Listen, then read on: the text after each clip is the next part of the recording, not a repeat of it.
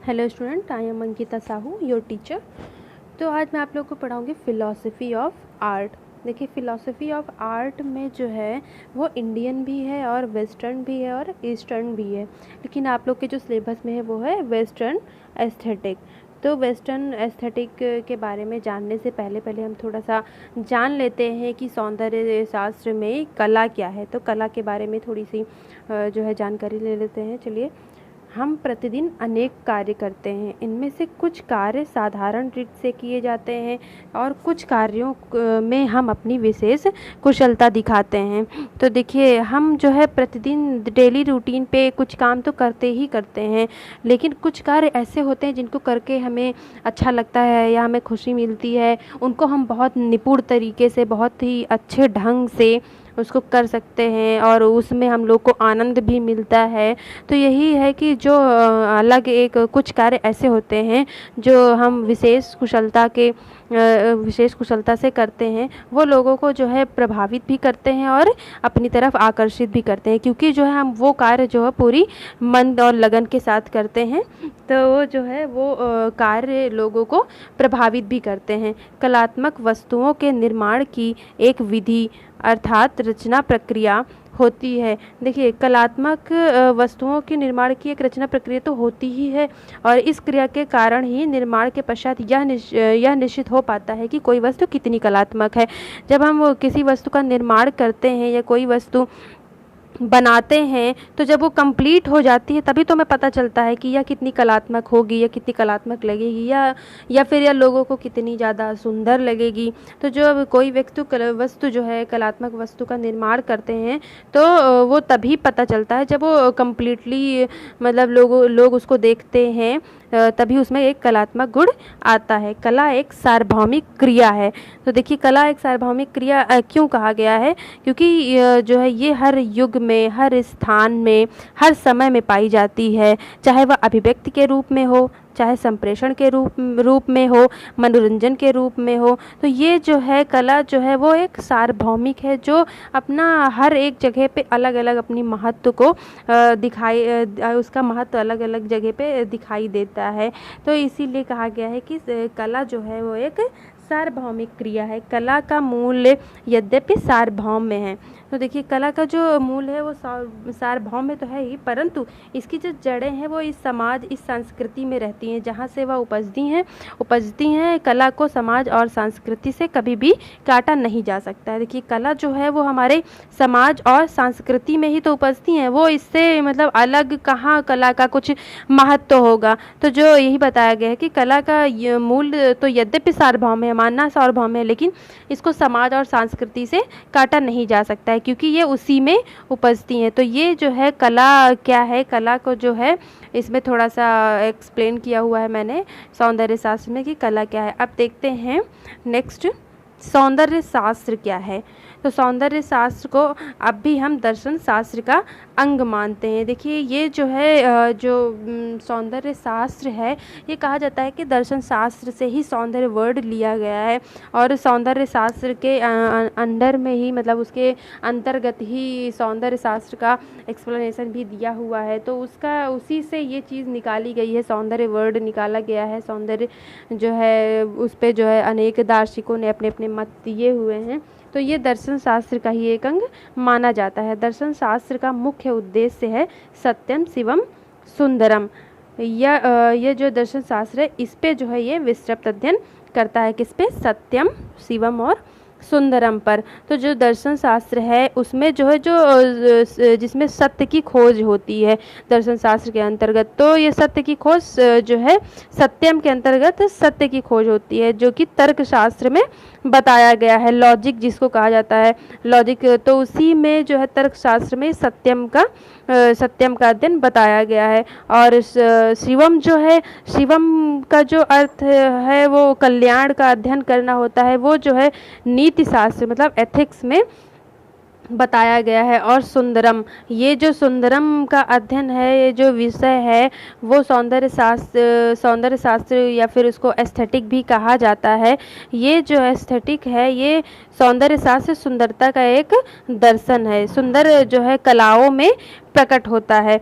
तो इस सौंदर्य शास्त्र के अंतर्गत जो है एस्थेटिक या सौंदर्य शास्त्र सुंदरता का एक दर्शन है और सौंदर्य शास्त्र में ही सुंदरता के बारे में जो है विस्तृत रूप से बताया गया है। इस शाखा का विस्तार बहुत बढ़ गया है। देखिए ये जो है इसका विस्तार इसलिए बहुत बढ़ गया है क्योंकि दिन पर दिन इस पे जो है अनेक दार्शनिक जो है अपनी मत अपनी क्रिया प्रकट करते हैं और सौंदर्य शास्त्र में तो जो सौंदर्य शास्त्र में अलग अलग दार्शनिक ने अलग अलग अपने मतों के बारे में बताया गया, इसीलिए इसका विस्तार है वह बढ़ गया है। सौंदर्य शास्त्र वह अध्ययन है जो सुंदरता और कला संबंधी सिद्धांत बनाने की चेष्टा करता है। तो सौंदर्य शास्त्र जब हम सौंदर्य शास्त्र का अध्ययन करते हैं तो उसके अंतर्गत सुंदरता और कला दोनों के बारे में ही बताया गया है। तो जो सौंदर्य का सिद्धांत है, जो सुंदरता का सिद्धांत है, वो जो है सौंदर्य शास्त्र के अंतर्गत ही आता है। ये सिद्धांत सार्वभौमिक होते हैं। ये सिद्धांत इसलिए सार्वभौमिक होते हैं क्योंकि ये जो है हर देश में हर काल में इसकी उपज होती है। ये जो है हर देश में अलग अलग विशेषताएं अलग अलग इसकी क्षेत्रीय विशेषताएं हैं, जैसे कि भारत में भारतीय सौंदर्य शास्त्र और जर्मन में जो है पाश्चात्य सौंदर्य। तो इसी सौंदर्य शास्त्र को अलग अलग शब्दों में अलग अलग देशों में जो है इसका विस्तार किया गया है, इसके बारे में बताया गया है। तो इसका मुख्य कारण यह भी है कि प्रत्येक देश और प्रदेश में इसकी जो परंपराएं हैं वो फैली हुई हैं, इसकी एक अलग एक अनूठी पहचान है। इसीलिए जो है सौंदर्य शास्त्र को या इस सिद्धांत को जो है वो सार्वभौमिक बताया गया है कि सौंदर्य शास्त्र का जो सिद्धांत है वो सार्वभौमिक है। अब देखते हैं सौंदर्य शास्त्र पे चिंतन मनन करने वाले या उसकी खोज करने वाले कौन दार्शनिक थे। तो सर्वप्रथम सौंदर्य पर चिंतन प्राचीन यूनानी विद्वान द्वारा किया गया है। तो जो सौंदर्य शास्त्र जो वर्ड है इस पे जो चिंतन किया है किसने किया है, एक प्राचीन यूनानी विद्वान द्वारा किया गया है। बाउमगार्टन ने सर्वप्रथम 1750 में दर्शन शास्त्र की शाखा माना है। तो जो बाउमगार्टन है उन्होंने सौंदर्य शास्त्र को जो है 1750 में दर्शन शास्त्र की एक शाखा माना है। बाउमगार्टन को जो है सौंदर्य शास्त्र का जनक कहा जाता है क्योंकि सर्वप्रथम इन्होंने ही ये दर्शन शास्त्र से वर्ड लिया सौंदर्य, और इसी से इन्होंने सौंदर्य शास्त्र बुक भी लिखी है। तो बाउमगार्टन ने जो है उन्होंने सर्वप्रथम जो है सौंदर्य वर्ड का ही प्रयोग किया और इन्होंने जो है दर्शन शास्त्र का इसको अंग माना। पाइथागोरस, सुकरात और सुकरात का शिष्य प्लेटो का शिष्य अरस्तु, ये इसके मुख्य दार्शनिक हैं जिन्होंने सौंदर्य के ऊपर अपने विचार प्रकट किए हैं। सौंदर्य एक भाव है, अनुभूति है जिसे सामान्य भाषा में व्यक्त करना कठिन है। सौंदर्य चेतना मनुष्य का नैसर्गिक गुण है। तो सौंदर्य जो है वो एक भाव है। देखिए सौंदर्य भाव कैसे है, जैसे हम कोई भी चीज़ सुंदर चीज़ देखते हैं तो हमारे जो एक्सप्रेशन होते हैं वो हमारे कंट्रोल में नहीं होते। मतलब कोई भी चीज़ हम देखते हैं सुंदर लगती है तो हमें उससे आनंद की अनुभूति होती है। तो इसको जो है एक सामान्य भाषा में प्रकट करना बहुत कठिन है। सौंदर्य जो है वो मनुष्य चेतना का इसीलिए नैसर्गिक गुण बताया गया है क्योंकि जैसे जो चीज़ हमें सुंदर लगेगी उसे हमें पाने की लालसा होगी और हम उस चीज़ को पाने के लिए कोशिशें करेंगे। तो वो एक भाव है, जो अनुभूति है, जो हम उसको ग्रहण करते हैं सौंदर्यता देख के, और वो जो भाव होता है वो चेहरे पे अचानक ही प्रकट हो जाता है जो चीज़ हमें सुंदर लगती है। तो ये एक जो है मनुष्य का नैसर्गिक गुण होता है और इसको एक नॉर्मल से भाषा में व्यक्त करना बहुत कठिन है क्योंकि भावों को तो भाषा में व्यक्त करना नामुमकिन सा ही है। तो सौंदर्य शब्द जो है संस्कृत के सुंदर शब्द से बना हुआ है। सौंदर्य शब्द को संस्कृत के कौन से शब्द से बनाया गया है, सुंदर शब्द से बनाया गया है। अब देखते हैं सौंदर्य की परिभाषाएं। ये कुछ सौंदर्य की परिभाषाएं हैं जो दी गई हैं, जो देखते हैं कंटेम्प्रेरी डिक्शनरी पेज नंबर 63 के अनुसार any of these actives souls, sounds, colors, expression, behavior, etc., which gives pleasure and gratification of the self or the mind, a person or thing processing these। तो अर्थात इसका ये मतलब हुआ कि कोई आकृति, रूप, ध्वनि, रंग, प्रस्तुति, व्यवहार आदि जो इंद्रियों और मैं या मन को संतोष प्रदान करें, ऐसा कि व्यक्ति या चीज़ को ऐसे गुणों को प्रकट करें, उससे सौंदर्य कहते हैं। देखिए कोई भी चीज़ हो, चाहे वो रूह हो, ध्वनि हो, रंग हो, प्रस्तुति हो, कोई भी चीज़ हो जो हमारी इंद्रियों को संतोष प्रदान करे, मतलब जिससे हमें रिलैक्स मिले, जिससे हमें या फिर आनंद मिले, उस चाहे वो कोई व्यक्ति हो या फिर कोई चीज़ हो। तो ये कोई भी चीज़ हो जिससे हमें ये जो है हमारी रूह को शांति महसूस हो, हमारे इंद्रियों को संतोष कर सकें। वो किसी का व्यवहार भी हो सकता है, वो किसी की ध्वनि भी हो सकती है। जैसे हम कई बारी गाने सुनते हैं तो हमें आनंद की अनुभूति होती है, हमें वो सुंदर लगते हैं, हमारे वो इंद्रियों को जो है वो संतोष प्रदान करते हैं। या फिर कोई रंग होता है, रंग को देखते हैं तो हमें उससे आनंद की प्राप्ति होती है, हमें सुंदर लगती हैं चीज़ें, उस रंग की चीज़ें सुंदर लगती हैं तो हमारे वो इंद्रियों को संतोष प्रदान करती हैं। तो इसमें वही बताया गया है, डिक्शनरी में बताया गया है कि जो हमारी इंद्रियों को शांत करें, उसमें ही इन्होंने सौंदर्य ढूंढा है कि जो जिनमें ये गुण हो जो हमारी इंद्रियों को संतोष प्रदान करें, तो वही चीज़ें सौंदर्य हैं। अब देखते हैं सेकंड जो डेफिनेशन दी गई है वो ऑक्सफोर्ड डिक्शनरी के अनुसार दी गई है। Combination of the qualities as shape, proportion, colour in the human face और फॉर्म और in the other object that delight the sight, the moral sense और द इंटेलेक्ट। तो अर्थात इसका ये मतलब है वस्तु का सौंदर्य उसका आध्यात्मिक गुण है। सौंदर्य ही रस प्राप्ति या आनंद का मूल माना जाता है। देखिए, जब हमें कोई चीज़ सुंदर लगती है तो उसी से हमारी रस की प्राप्ति होती है। तो रस आप लोगों ने हिंदी में पढ़ा ही होगा कि रस क्या होते हैं। तो रस की प्राप्ति तब होती है जब हमें कोई चीज़ सुंदर लगती है या हमें उससे आनंद प्राप्त होता है। तो जो ऑक्सफोर्ड डिक्शनरी है उन्होंने सौंदर्य को इस प्रकार बताया है कि वस्तु का सौंदर्य आध्यात्मिक तत्व है और सौंदर्य से ही जो है वो हमें रस की प्राप्ति होती है, मतलब जिस चीज़ से हमें आनंद की प्राप्ति होती है, रस की प्राप्ति होती है, वही चीज़ें सुंदर हैं। अब देखिए नेक्स्ट डिफिनीशन है होमर के अनुसार, beauty is the glorious gift of nature. तो जो होमर हैं उनको सुंदरता किस चीज़ में दिखती है? जो हमारे नेचर के द्वारा दिया गया उपहार है होमर को, उसमें सुंदरता दिखती है। तो मैंने अभी आप लोग को बताया कि अलग अलग दार्शनिक का अलग अलग मत है कि किसको किस चीज़ में सुंदरता दिखती है। आप लोग का भी कुछ मत होगा कि हमको इस चीज़ में सुंदरता दिखती है। तो ऐसे ही होमर ने भी बताया है कि उनको नेचर का जो दिया हुआ एक उपहार है, जो गिफ्ट है, वो उसमें सुंदरता ढूंढते हैं। तो देखिए नेक्स्ट देखते हैं विलियम शेक्सपियर के अनुसार, beauty lies in the eyes of the holder. मतलब ब्यूटी जो है वो देखने वालों की आँखों में होता है, सुंदरता जो है वो देखने वालों की आँखों में होता है। अब किसी किसी को कोई भी बुरी चीज़ें भी अच्छी लग जाती हैं, क्यों? उसके गुण के कारण कि इसमें ये गुण है, तो देखने वालों की आँखों में होता है। लेकिन किसी किसी को गुण नहीं देखते हुए भी जैसे कोई चीज़ सुंदर लग रही है तो हाँ वो सुंदर है। तो यही बताया है विलियम शेक्सपियर ने कि जो है सुंदरता जो है वो देखने वालों की आँखों में होता है। तो सबका जो है देखने का नज़रिया अलग अलग होता है। रिचर्ड के अनुसार मानव का इंद्रिय संतुष्टि ही सौंदर्य। देखिए ऑक्सफोर्ड डिक्शनरी में और जो रिचर्ड के अनुसार डेफिनेशन है वो लगभग मिलती जुलती है। इन्होंने भी बताया है कि जो मानव का इंद्रिय है उसकी जब संतुष्टि होती है तो हमें उसी से सौंदर्य प्राप्त होता है। तो रिचर्ड ने जो है वो इंद्रिय की संतुष्टि को ही सौंदर्य बताया है।